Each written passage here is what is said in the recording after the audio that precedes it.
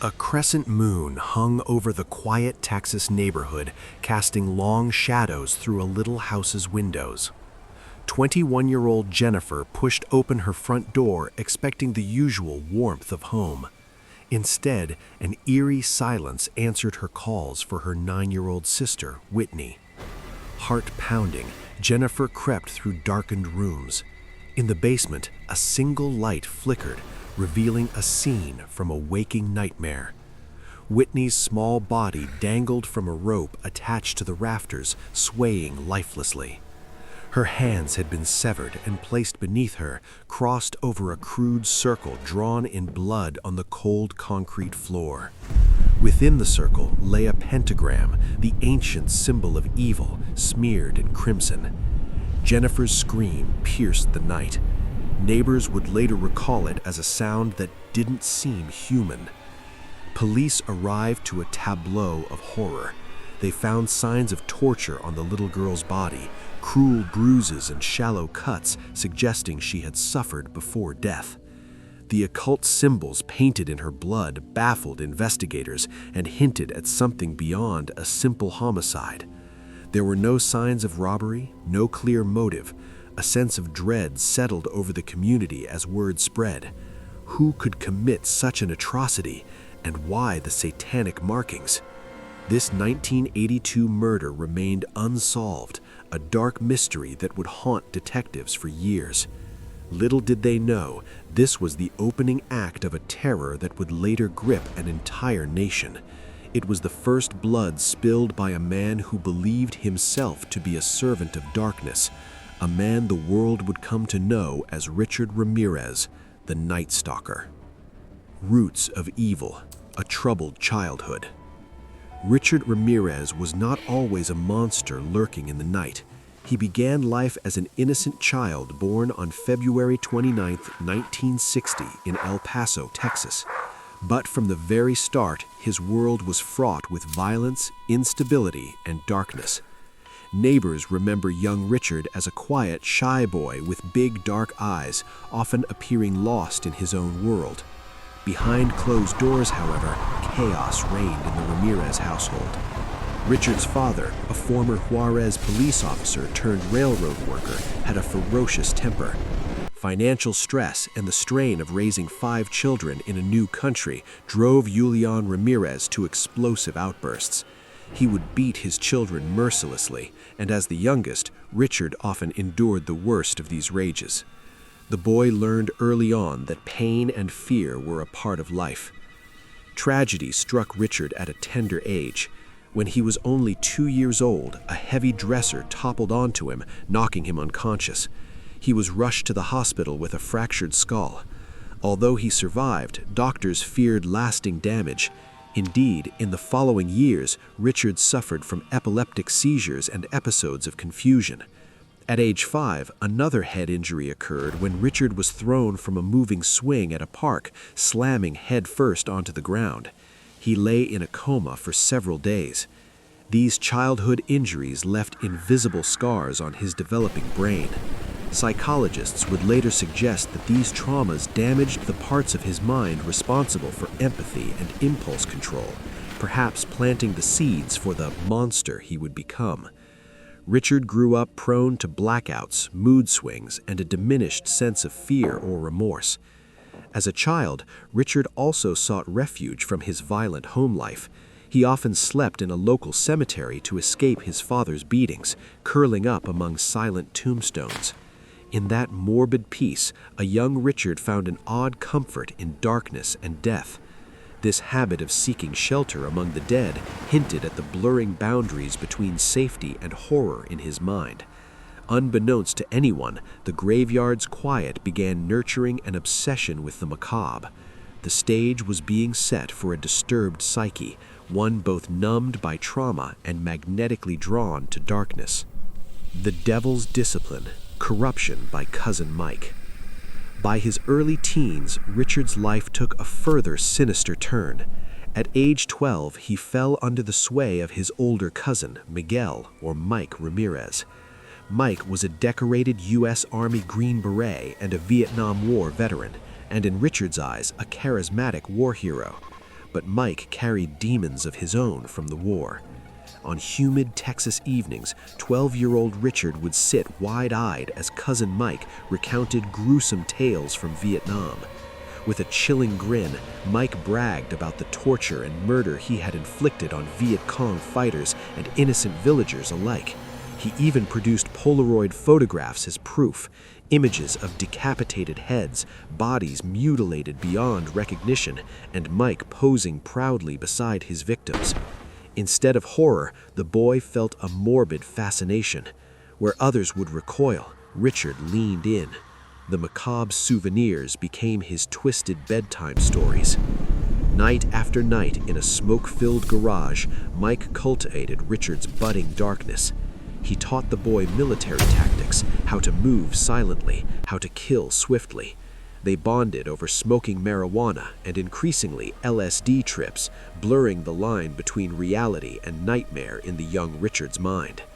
Mike would say, "Spilled blood makes you a man. It makes you invincible." To prove it, Mike began to train Richard using living creatures. Together they trapped stray cats and dogs.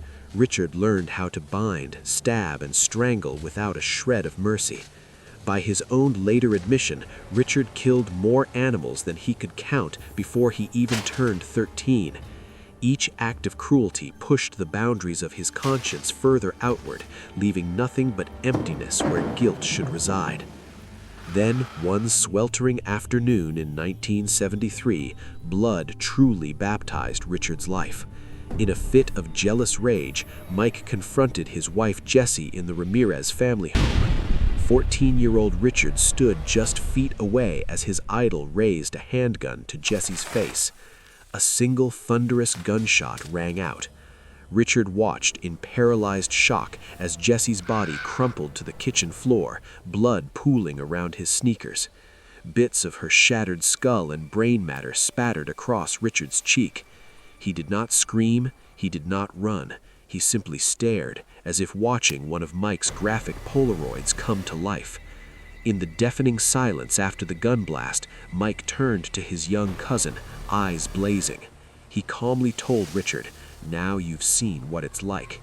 Your face is finally stained with human blood. Remember this moment. This is the power. Promise me you'll do the same one day." Richard, trembling with adrenaline and horror, nodded. Something inside him snapped, or perhaps awoke at that moment. This was a point of no return. Mike was swiftly arrested for murder and led away in handcuffs, but the damage to Richard's psyche was done. The murder he witnessed was not a cautionary shock, it was an initiation. The teen's sense of reality had shattered and reassembled around one dark core belief: violence was power. The echoes of Mike's words, "Spill blood to be a man," would reverberate in Richard's mind for years. In the months after, Richard's behavior grew more erratic. He withdrew further from any remaining friends, drifted from his family, and sunk deeper into drug use. Satanism and the occult began to fascinate him. The rituals and symbols offered a kind of structure to the chaos in his soul. Alone in his room late at night, Richard pored over books about demons and listened to heavy metal bands whose lyrics praised Satan. The seed planted by Mike had taken root. Soon it would bear its poisonous fruit. Seduced by the darkness, the influence of Roberto. At 18, Richard Ramirez left Texas, carrying only a few belongings and the weight of his nightmarish upbringing. He drifted west to California, eventually landing in the Los Angeles area by age 22. There, he moved in with his older sister Ruth, who had started a new life in LA. Ruth's husband, Roberto, noticed Richard's aimless, troubled demeanor and saw an opportunity. If Mike had opened the door to evil for Richard, Roberto would lead him through its depths. Roberto was a chronic drug addict with a fascination for satanic worship. In him, Richard found a dark mentor to replace cousin Mike. Roberto introduced Richard to a subculture of occult practitioners and graveyard ceremonies. On many moonless nights, the two men would slip into old cemeteries on the outskirts of the city, high on cocaine or acid, seeking communion with dark forces. Amid mossy tombstones under gnarled trees, Roberto taught Richard how to perform blasphemous rituals. Together they drew pentagrams on mausoleum walls, lit black candles, and chanted invocations in deserted midnight graveyards. Richard, eyes lit with excitement, absorbed every word. Roberto proclaimed that the cemetery was the most peaceful place on earth, because only the dead are truly good, the living are all evil. Those words resonated deeply with Richard's festering hatred of humanity. During these drug-fueled ceremonies, Roberto and Richard blasted heavy metal music that echoed among the graves. Bands like AC/DC, Black Sabbath, and Judas Priest provided a demonic soundtrack to their nights. In particular, Richard found meaning in AC/DC's song Night Prowler, which spoke of creeping in someone's room at night. It felt like a personal anthem. The driving rhythms and sinister lyrics egged on his violent fantasies. He believed these songs were anthems of the satanic path he was walking. Roberto also trained Richard in a more practical skill, burglary. By day, while coming down from their highs, the pair would practice lockpicking and stealth. Roberto took Richard on missions, breaking into houses to steal valuables, and sometimes just to prove they could. The adrenaline of sneaking through someone's home unseen was addictive to Richard. It was the perfect preparation for what he would soon become. In these formative years in LA, Richard Ramirez transformed from a lost youth into something far more dangerous. He was now fully seduced by the darkness, a volatile mix of childhood trauma, brain damage, violent indoctrination by Mike, and occult mentorship by Roberto. The devil's disciple was ready. All he needed was a target. It wouldn't be long before the city of Los Angeles met the savage predator growing in its midst. First blood. The Night Stalker emerges. Richard Ramirez's earliest known murder was not connected to him until decades later. On April 10, 1984, in San Francisco, a 9-year-old girl named May was lured away from her brother and taken to the basement of her apartment building. There, she was brutally attacked and killed. The perpetrator left her body suspended from a pipe in a staged manner. At the time, the crime was not linked to any suspect and remained unsolved for many years. It was only in 2009, through DNA evidence, that this murder was conclusively tied to Richard Ramirez, showing that his criminal activity began earlier than previously believed. About 2 months later, Ramirez moved south to Los Angeles, where the size and anonymity of the city offered more opportunities. On June 28, 1984, in the Glassell Park area of Los Angeles, he entered the ground-floor apartment of 79-year-old Jenny Vincow through a partially open window while she slept. She was attacked with a knife and killed as a result of multiple severe wounds. After the murder, Ramirez drew a pentagram symbol on the victim's body and wrote "Hail Satan" on the bedroom wall above her bed, clearly signaling his personal beliefs. He also left several traces at the scene, including a shoe print from an Avia sneaker in the flower bed outside the window, evidence that later became significant. The victim's son discovered her body the next morning. Police opened an investigation into what appeared to be an extremely violent crime with obvious ritualistic elements. At that point, no one yet realized a serial offender was active in the area. In Richard Ramirez's mind, this marked the true beginning of what would later become known as the Night Stalker.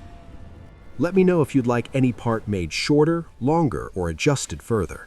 A Trail of Terror. Rampage in Los Angeles. For nearly 9 months after the Vincow murder, Richard lay low. Perhaps he savored the memories, or perhaps he spent the time spiraling deeper into drug addiction and satanic obsession. But by spring of 1985, he was ready to strike again, and this time he unleashed a torrent of terror that would earn him a notorious place in criminal history. March 17, 1985, Rosemead, California.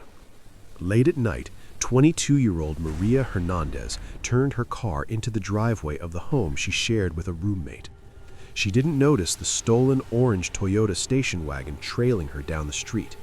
As Maria pulled into her garage and stepped out of her car, a tall, gaunt figure slipped under the closing garage door. Before she could react, Richard leveled a .22 caliber handgun at her face.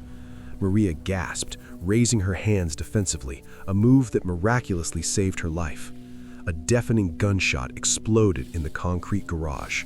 The bullet slammed into Maria's raised keys, which she held in her hands, and miraculously ricocheted off the keyring instead of piercing her skull. Maria collapsed to the floor, bleeding and in shock, but alive. Thinking quickly, she played dead, letting her body go limp as Richard stepped over her and entered the house. Inside, Maria's roommate, 34-year-old Dale Yoshi Okazaki, had heard the commotion. Terrified, Dale ducked behind the kitchen counter, peeking cautiously into the hallway. Her heart thundered in her chest as she glimpsed a lanky man in dark clothes stalking through the shadows.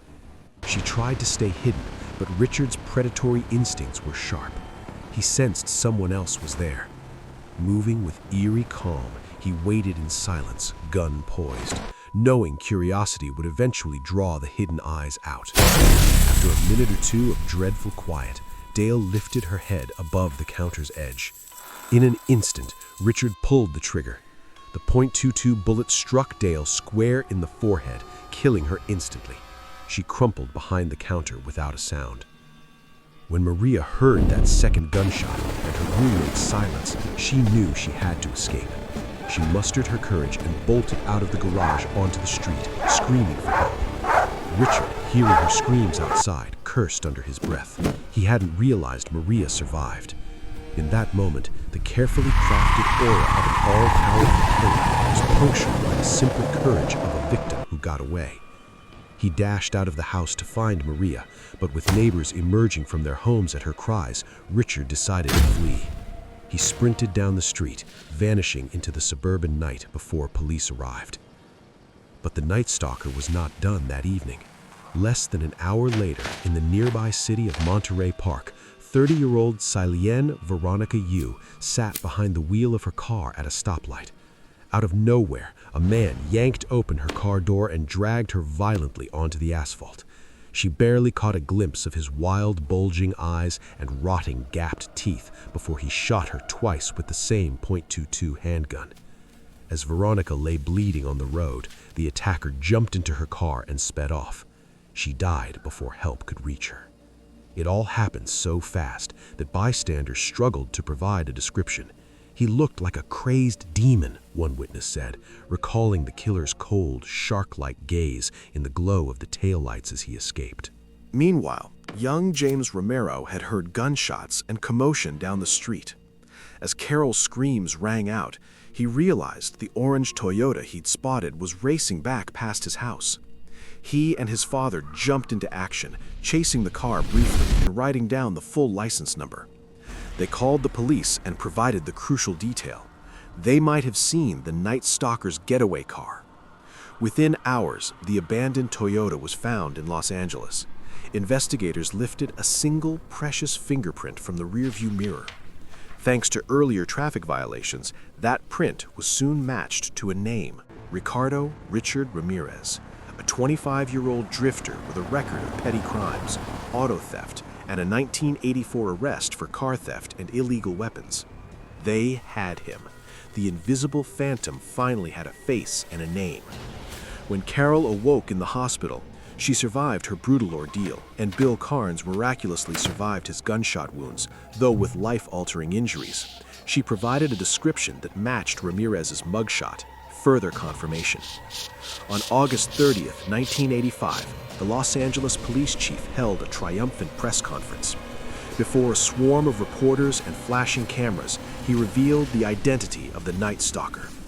Richard's mugshot, a gaunt face with cruel, dark eyes, was plastered on every TV screen in California. "We know who you are now, Richard Ramirez," the chief announced.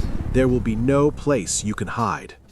They urged the public to be on the lookout and offered a $50,000 reward, soon raised to $100,000, and eventually private donors boosted it to $250,000 for information leading to his capture.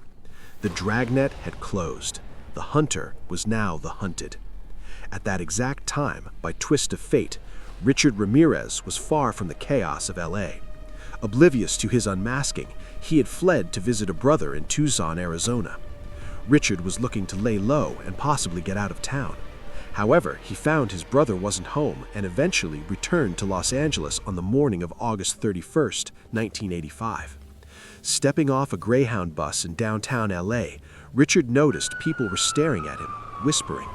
He shrugged it off until he entered a convenience store and saw his own face on the front pages of newspapers on the stand. There he was, Night Stalker identified in bold letters. His eyes went wide with shock and then fear for the first time in his adult life. An elderly Hispanic woman nearby raised a shaking finger and cried out in Spanish, "El Matador," the killer. Recognizing him, she shouted, "El Diablo," the devil. In an instant, the store erupted. Shoppers glanced at the newspapers, then at the tall, disheveled man with the wild eyes among them. It was him. Richard bolted out of the store as a murmur rose, "Night Stalker," followed by angry shouts. He sprinted down the sunlit street, heart hammering. This was not the dead of night, and these were not cowering victims. These were broad daylight citizens fueled by anger and righteousness. Richard ran across the busy boulevard, nearly getting hit by a car, and attempted to carjack a woman's vehicle stopped at a red light. "Get out," he screamed, yanking the driver's door open. The panicked driver struggled and fought, drawing attention. Two men across the street saw the commotion and rushed over. Richard fled again, sweating, desperate. He could hear a mob gathering, footsteps pounding behind him, voices yelling in English and Spanish that the killer was here.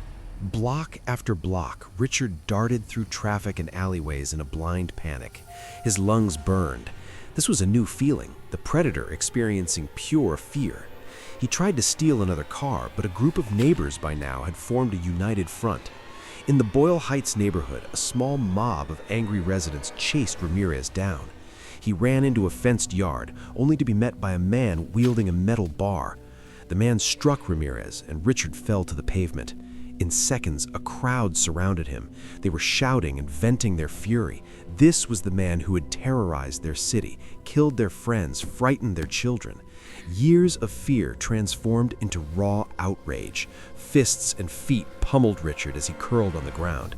He was no demon here, no invincible servant of Satan. He was just a man, vulnerable to pain. Someone struck his head. Blood spilled from his scalp. Richard started whimpering, begging for mercy, but the residents were beyond mercy. They kept beating him until finally police sirens approached. Officers arrived to find Richard Ramirez, the infamous Night Stalker, crumpled on a curb, semi-conscious, with a swarm of citizens still kicking at him. The officers, guns drawn, intervened and handcuffed Ramirez. He was trembling, bleeding, wide-eyed with terror. As they dragged him to the patrol car, one detective later noted, he looked relieved. He thought the crowd might literally tear him apart. In that moment, the reign of the Night Stalker came to an end in an ironically just way, at the hands of the ordinary people he had so long victimized. Satan in the courtroom, the trial of Richard Ramirez. With Richard Ramirez in custody, a sense of relief washed over California, but the saga was far from over. In fact, it was about to take on a new, surreal dimension. The trial of Richard Ramirez became a media circus and a bizarre spectacle where Ramirez continued to play the role of the devil's discipline to the hilt. Initially, Richard was linked to at least 14 murders and 30-plus felonies, including attempted murders, sexual assaults, and burglaries. Preparing for trial took 3 years as investigators meticulously tied evidence to each crime scene: ballistics, fingerprints, shoe prints, stolen items found in his possession, and witness identifications. Ramirez, for his part, was uncooperative but boastful. During interrogations, he chillingly admitted enough to confirm he was the killer, but showed no remorse. "Of course I did it," he shrugged at one detective. "So what? Shoot me. I deserve to die." But that flippancy hid a deeper narcissism. Richard didn't actually want to die. He wanted an audience. Finally, in July 1988, jury selection began, and the trial kicked off in early 1989. From the moment Richard Ramirez was led into the courtroom, he made sure all eyes were on him. Dressed often in black, with sunglasses covering his eyes and a sneering smile on his lips, he looked every part the remorseless villain. On his very first appearance, Ramirez raised his left hand high. There, drawn or tattooed on his palm, was a large pentagram, the Devil's Star. Gasps filled the courtroom as he turned to the spectators and reporters and shouted in a clear, booming voice, "Hail Satan!" This dramatic proclamation set the tone. It was as if Ramirez reveled in being the embodiment of evil the world believed him to be. It also served to unnerve witnesses and the jury, a calculated intimidation, or perhaps genuine fervor of his satanic devotion, likely both. Throughout the trial, Richard Ramirez's behavior swung between eerily quiet and explosively performative. When listening to testimony of his heinous acts, he would often grin or giggle as if recalling a fond memory. At times, he even yawned as survivors recounted their trauma, projecting utter boredom or contempt. He never displayed an ounce of remorse. One prosecutor described his demeanor as ice water in his veins. The prosecution presented overwhelming evidence. Survivors like Maria Hernandez and Carol, Karen's fiancée, pointed him out in court. Fingerprints and ballistic matches tied him to crime scenes, and stolen items from victims were found in his possession. Each new piece of evidence was like another shovelful of dirt on a grave that was surely his eventual fate. Yet Ramirez seemed amused by it all, as if the trial was just another stage for his dark theatrics. He often turned to find the TV cameras, flashing a cryptic smirk or whispering something to himself. During recesses, he would draw satanic symbols on legal pads or flirt with the young women who inexplicably flocked to watch him. For indeed, a strange contingent of fans had emerged, but more on that soon. His court-appointed defense attorney struggled with him, as he was unmanageable as he was clearly guilty, and he added to the drama with a particularly chilling subplot. At one pre-trial hearing, Richard leaned toward the jury box and uttered a threat that he would get someone to kill one of the jurors. Rumors swirled that Ramirez intended to have a gun smuggled into the courtroom to make good on his threat. Security was tightened. A metal detector was installed at the courtroom door to prevent any weapon from getting in. Then, in a twist that could have been ripped from a horror novel, one of the jurors failed to show up to court. It was August 14, 1989. The female juror, not yet identified publicly, was absent when proceedings were to resume. Soon, the grim reason emerged. She had been found shot to death in her home. The courtroom buzzed with shock, and immediately, fear descended like a thick fog. Was Ramirez somehow responsible? Did he have followers on the outside carrying out his threats? The media pounced, reporting on the eerie curse of the Night Stalker. Here was a juror on his case, murdered in the midst of trial. Was it coincidence, or the long arm of Satan's servant reaching beyond prison walls?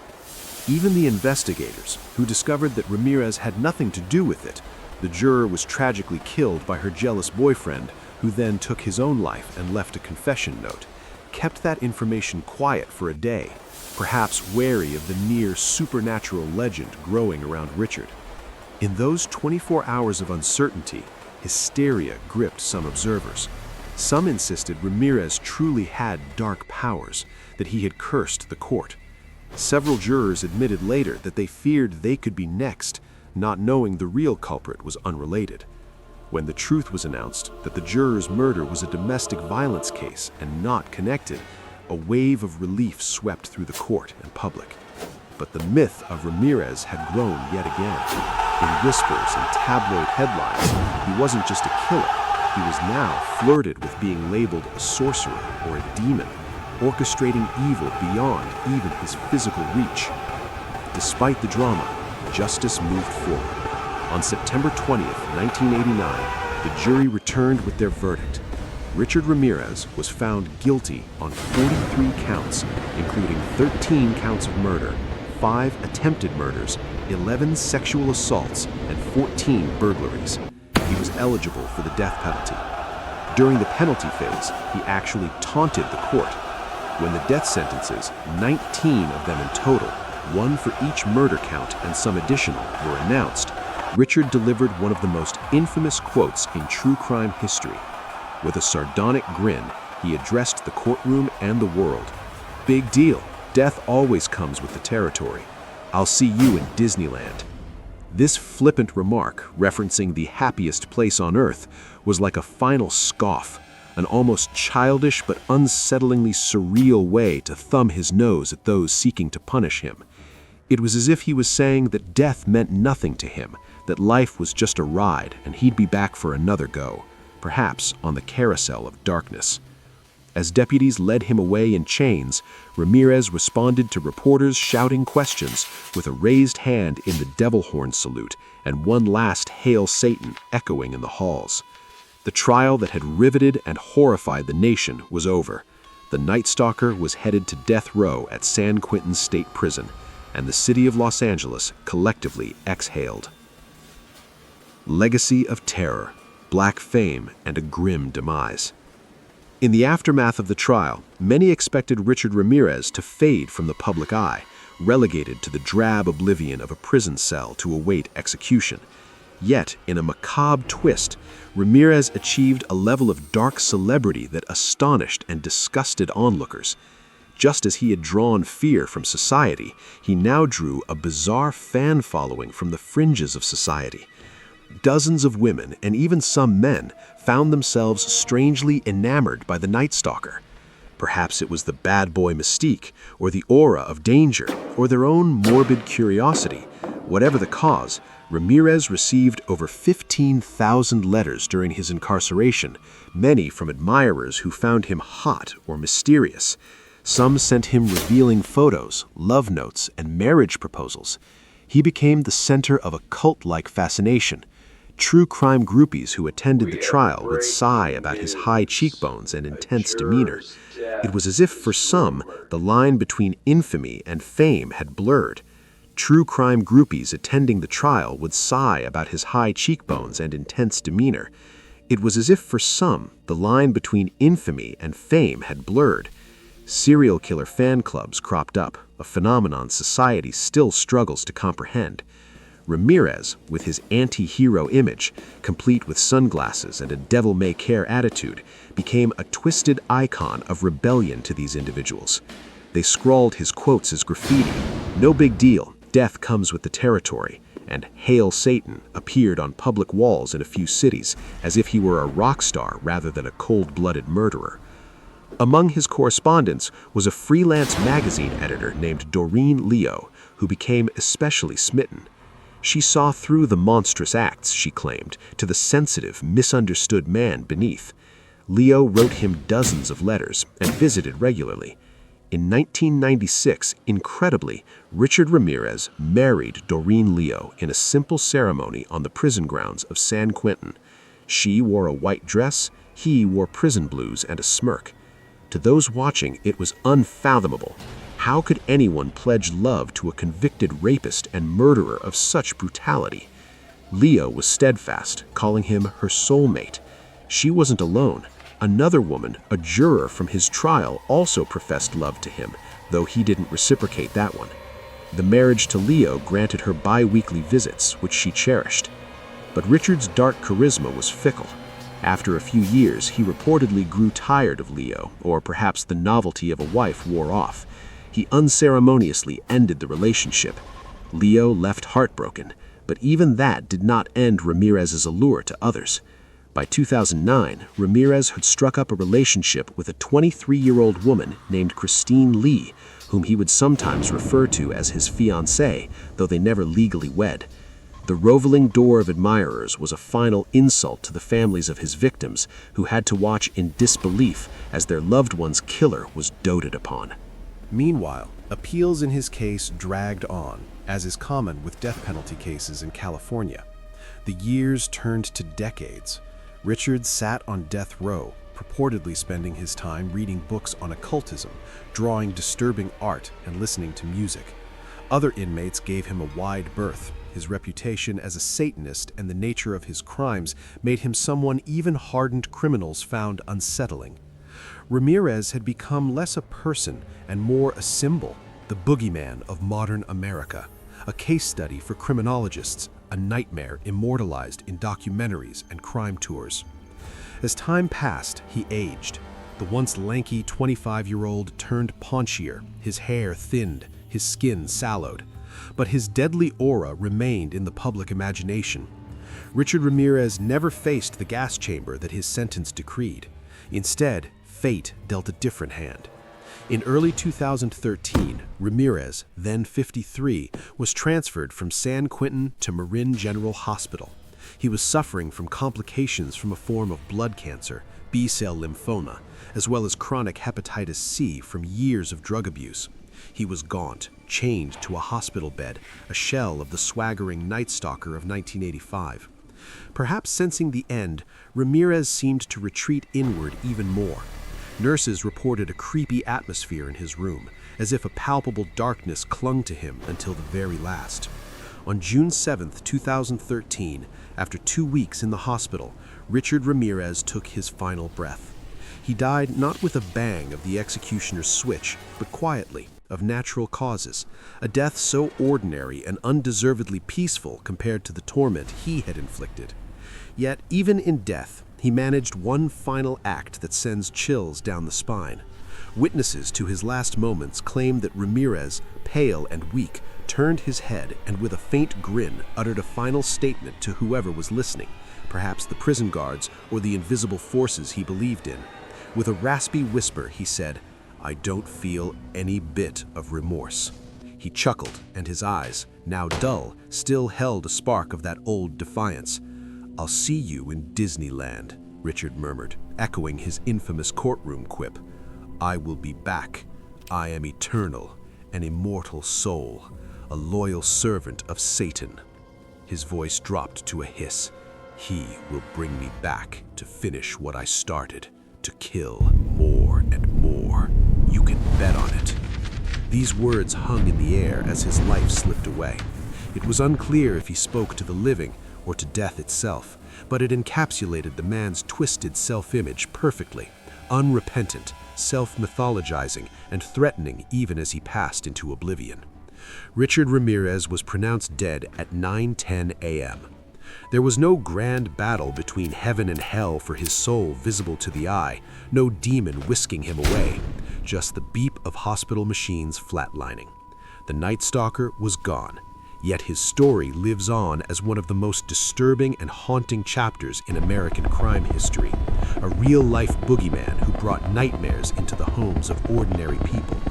In the end, the final question lingers like a dark cloud. Was Richard Ramirez truly possessed by evil, a man enthralled to dark forces beyond comprehension? Or was he simply a profoundly damaged human being who chose to embrace cruelty and horror at every turn? Perhaps it's both. What is certain is that his legacy is a cautionary tale of how a perfect storm of abuse, brain injury, violent role models, and obsession can converge to produce a monster. It's a tale of a city's fear and a nation's fascination with the macabre. It's a story we wish were fiction, yet it tragically happened. The Night Stalker is gone, but his scars he left, physical and psychological, remain with his survivors and the families of those who perished. And in the darker corners of our imaginations, his demonic laugh may occasionally echo, reminding us that sometimes the real monsters wear human faces. In a chilling final montage, the camera might linger on the empty courtroom, the graffiti pentagrams fading on forgotten walls, the now dusty evidence boxes of his case. A voiceover repeats Ramirez's own words as a final shudder. "No remorse. I'll see you in Disneyland. I will return. I am immortal." Cut to black.